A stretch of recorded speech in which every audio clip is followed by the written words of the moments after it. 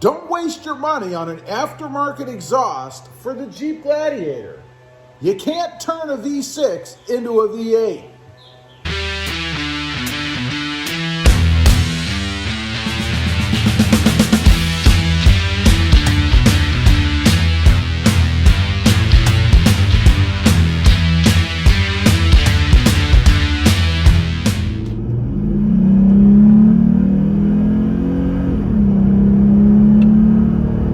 Well, good morning, everybody. How are you today? Pretty good here, and that's right.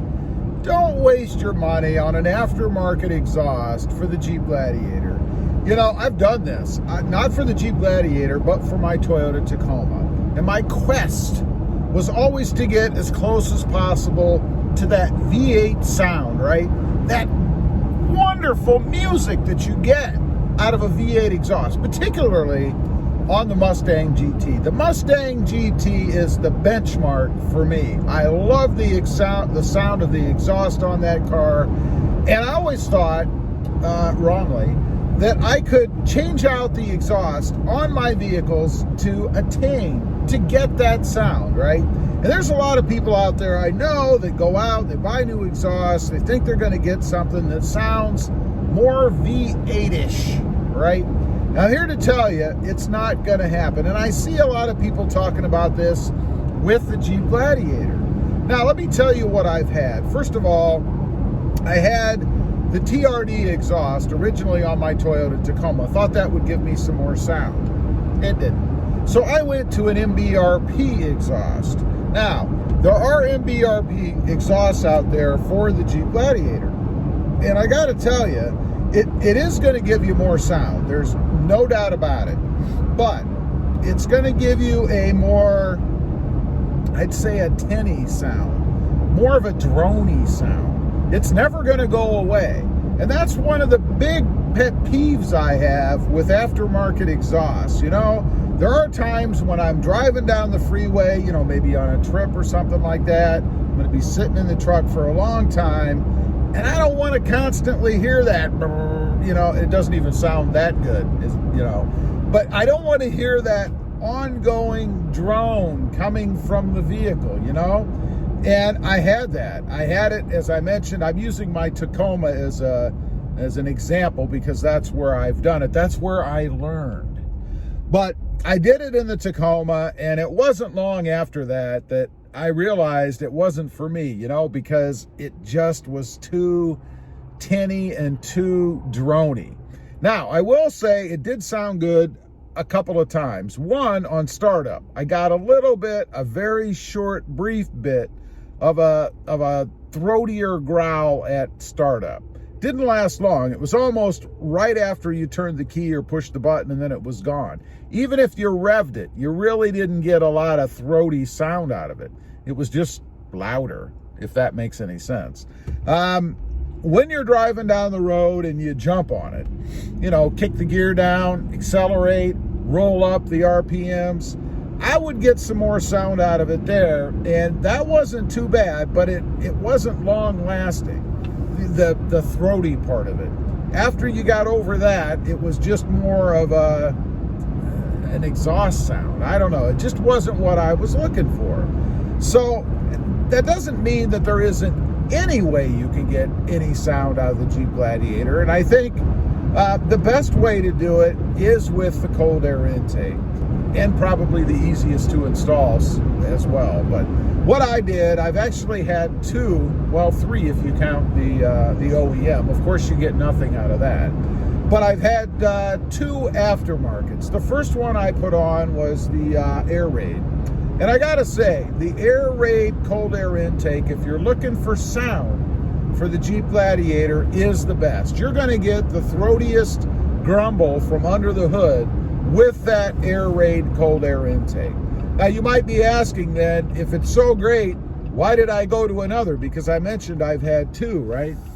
Well, because I was also looking for aesthetics, and I guess aesthetics was more important to me than sound, because I just didn't like the way that it looked as far as what you could see through the top of it. And that's because it has just a little oval-shaped window to be able to see the air filter. I wanted something bigger. I wanted a presence under the hood.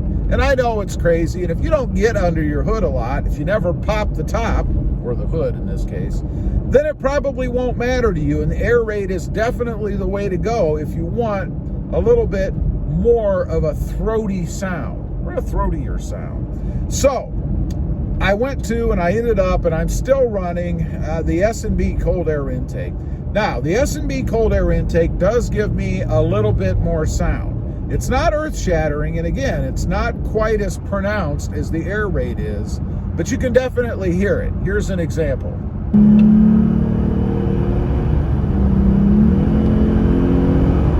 So, you can see, if you have a keen ear for these kind of things, that I do get a bit more sound out of the S&B cold air intake than just stock. And if you're interested in seeing how that was installed, I do have a video about that. Matter of fact, I have videos about both. Now, money-wise, it's obviously cheaper to go with a cold air intake, one of those two anyway, than it is an exhaust system. An exhaust system is going to cost you on the low end probably about $450, something like that. And a cold air intake, and that's on the low end for the exhaust. I mean, you could spend $1,000. The cold air intake shouldn't cost you any more than right around $250 to $300, something like that. And you can do it yourself. It's not to say that you can't do the exhaust yourself, but unless you have a lift, you have to crawl underneath there. You're on your back. It's kind of a drag to do. I've done it both ways. I've actually done it on my back, and of course with the lift that I have in the garage right now. So what would I recommend out of the two, I guess? Well, obviously it would be the air raid. If you don't care about aesthetics and that big window on there that you can see your cold air filter inside, then I would go with the air raid, because really, if you're looking for sound, it's going to give you the most. Close second, of course, would be the S&B cold air intake. And I'm sure there may be some others out there that, you know, maybe are a little better, maybe you're a little bit worse. Depends on personal preference, I suppose, at that point, if you're looking for aesthetics. But definitely the air raid if you're looking for sound. And I will tell you, it's not obnoxious either. I know I get questions about, is there any drone? Is it annoying? Do you get sick of it? And the answer is no. When I'm just cruising down the road, as you guys can hear while I'm shooting this video, you don't even hear it. You don't hear it until you get on it. Like right there. Then you can hear it. But as I'm cruising, like right now, and I'm doing 45, 50 mile an hour, this is what you get. So you don't have any obnoxious sound or noise or drone or anything from it either. Matter of fact, what you could probably hear in the video were my big meaty tires slapping the pavement. That's the noise that you're going to get. You're going to get more road noise irregardless whether you have more aggressive tires or not. So anyway, I just wanted to get on here and talk about that. You know, I see a lot of comments and hear a lot of people talking about putting an exhaust on to increase sound or make it sound throatier, more like a V8, I guess, and it's just not going to happen. Unfortunately, it is a V6. You cannot get V6, or rather V8 sound out of a V6. It's just not going to happen. Anyway, leave a comment. Let me know what you think. Have you done both? What did you find out? What was your experience? Or maybe you found an exhaust out there and can prove me wrong. I'd be curious to know. Also, real quick, I have 2 other channels. The first is Rob Motive, all about my 2020 Toyota Tacoma.